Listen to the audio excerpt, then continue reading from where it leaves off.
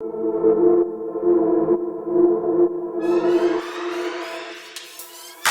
Guys, ऐसे एक mask वाले बंदे की फोटो या फिर कोई भी वीडियो देखने के बाद हमारे दिमाग में एक ही चीज आती है, बेसिकली ये बंदा सिर्फ डार्क वेब के ऊपर ही सर्फ कर रहा होगा। अभी दोस्तों डार्क वेब और डीप वेब के ऊपर बहुत ज़्यादा कॉम्प्लिकेशंस बन चुकी हैं कि डार्क वेब क्या होता है या फिर डीप वेब क्या होता है। और मैंने एक अपनी पुरानी वीडियो में भी बात की थी कि हम डार्क वेब के बारे में एक वीडियो बनाएंगे।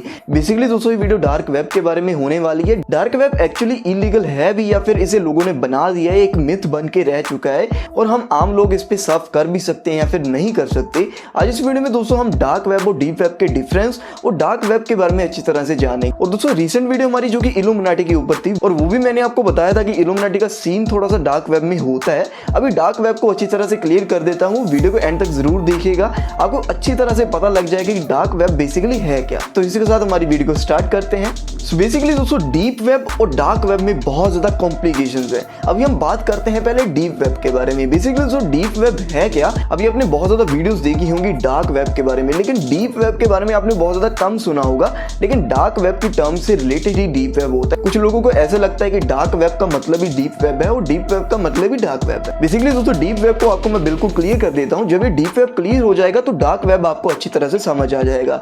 बेसिकली दोस्तों डीप वेब होता क्या है, मान लीजिए अगर आप कुछ भी सर्च करते हैं गूगल पे, तो आप जाते हैं, जस्ट आपको अगर कोई भी नया सॉन्ग चाहिए, नई मूवी चाहिए, तो आप जस्ट गूगल पे जाके सर्च कर देते हैं और आपके सामने रिजल्ट आ जाते हैं। लेकिन दोस्तों ये तो हो गई फीड जो कि हर एक इंसान को मिल जाती है, जो कि आपके दोस्त को भी मिल जाएगी। लेकिन अभी आपको अगर डीप वेब में सर्फ करना हो तो डीप वेब को बेसिकली हम कहेंगे आपका पर्सनल डेटा या फिर किसी भी कंपनी का पर्सनल डेटा। मान लीजिए अगर आपको अपने अकाउंट में ही पैसे देखने की कितने पैसे आपके अकाउंट में हैं, तो आप जस्ट उस ऐप में जाते हैं या फिर वेबसाइट पे जाते हैं और पिन को एंटर करते हैं, लॉगिन करते हैं अपनी आईडी को और आपके अकाउंट की सारी डिटेल्स आपको मिल जाती हैं। अभी दोस्तों इसे ही कहते हैं डीप वेब, जो कि बेसिकली आपका पर्सनल डेटा होता है या फिर किसी कंपनी का पर्सनल डेटा होता है। जैसे मैंने आपको पहले बताया कि अभी जो भी डेटा एक पर्सनल डेटा होगा, लॉगिन करना होगा जिसमें हमें, वो एक डीप वेब में ही माना जाएगा कि ये डेटा सिर्फ आप देख सकते हैं अगर आप लॉगिन करते हैं।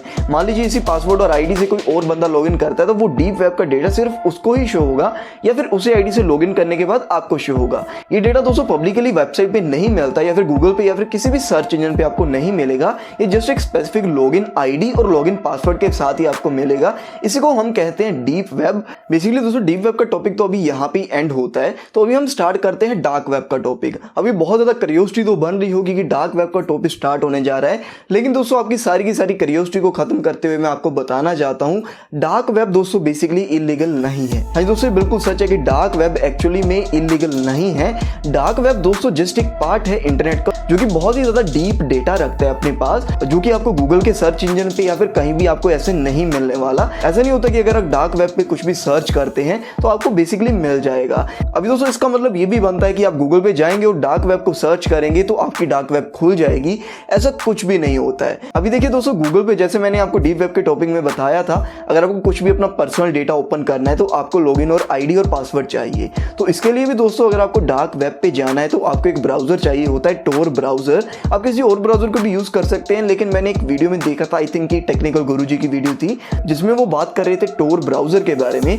बेसिकली दोस्तों टोर ब्राउजर को ही ज्यादा रिकमेंड किया जाता है, जिसमें जो भी डोमेन्स होते हैं वो .com की जगह पे .onion.com लिखते हैं, जो कि .onion.com मींस कि .com की जगह पे .onion लिखते हैं। इस डार्क वेब में बहुत ज्यादा लेयर्स होने के कारण जो भी पर्सन यहाँ पे एंटर करता है वो बहुत ज्यादा अनोनिमस रहता है कि उसकी पहचान करनी बहुत ज्यादा मुश्किल हो जाती है। अभी दोस्तों डार्क वेब को हैकर्स के साथ बहुत ज्यादा रिलेट किया जाता है कि हैकर्स ही सिर्फ डार्क वेब को चला सकते हैं। लेकिन दोस्तों आपको मैं क्लियर कर देता हूँ कि एक आम इंसान या जैसे कि आप, जैसे कि मैं, कोई भी इसको यूज कर सकते हैं। लेकिन अभी ऐसा डेटा जो कि एक गवर्नमेंट, एक देश की गवर्नमेंट आपको अलाउ नहीं करती कि आप यहाँ पे चला सकते हैं, वो बेसिकली इलीगली माना जाएगा।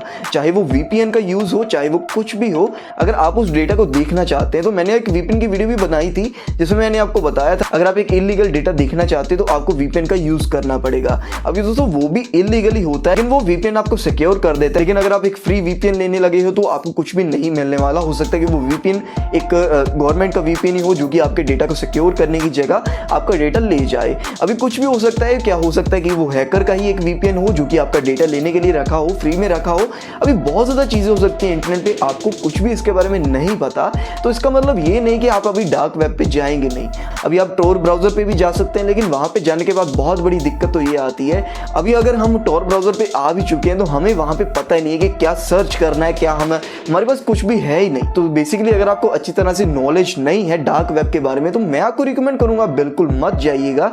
कुछ वेबसाइट्स को आपको स्टडी करना पड़ेगा, कुछ अच्छी तरह से आपको समझना पड़ेगा कि डार्क वेब बेसिकली है क्या। उसके बाद उस ब्राउज़र को आप यूज़ कीजिए, अपना डेटा देखिए, कुछ भी आप स्टैंडर्ड काम्स भी कर सकते हैं, आप एक जेन्युइन वर्क्स भी कर सकते हैं उस पर। ऐसा नहीं कि वहाँ पे जस्ट हैकर्स जाते हैं अपने डेटा को बेचते हैं। हाँ जी दोस्तों, बिल्कुल सच है, जो भी हैकर्स होते हैं वो अपने डेटा को यहाँ पे बेचते हैं, क्योंकि जो भी आपका डेटा है एक पर्सनल एक आम बंदे का डेटा है, अगर वो हैकर चोरी कर लेता है अभी क्या होगा, वो हैकर सीधा तो बेच नहीं सकता। अभी ऐसा तो है नहीं कि वो हैकर पेन ड्राइव में अपना डेटा लेके जाएगा और बेच देगा। उसको बेचने के लिए उनको बिल्कुल एनोनिमस रहना पड़ता है, जिसके लिए वो डार्क वेब का यूज करते हैं। अब इसका मतलब ये नहीं बनता कि डार्क वेब सिर्फ इलीगल कामों के लिए यूज होता है या फिर सिर्फ हैकर्स के लिए बना होता है। ऐसे काम जो कि जेन्युइन काम है, जो कि आम लोग भी करते हैं, ये भी यूज कर सकते हैं। और इसके साथ ही दोस्तों आपको मैं बता देता हूं, अगर आप एक गवर्नमेंट के एम्प्लॉय हैं, मान लीजिए अगर आप गवर्नमेंट के नीचे काम कर रहे हैं तो डार्क वेब को यूज करना तो बिल्कुल लीगल हो जाएगा।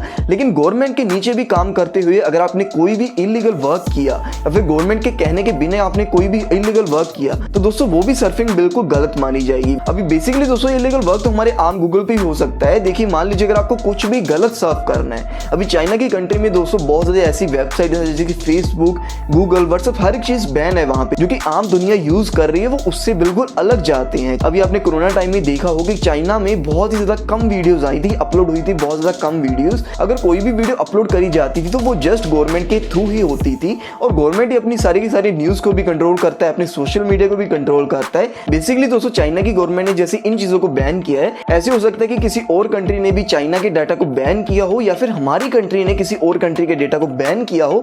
बहुत ज्यादा ऐसी चीजें हो सकती हैं। जैसे अभी पबजी बैन है, मैंने हर एक वीडियो में बात की है पबजी की। अगर आप पबजी यूज कर रहे हैं, वीपीएन को यूज करने के बाद वीपीएन यूज कर रहे हैं और पबजी भी आपकी चल रही है, तो बेसिकली ये भी इलीगल माना जाएगा। तो बेसिकली जो भी आप फ्री वीपीएन अभी यूज कर रहे हैं तो हो सकता है कि वो भी एक हैकर का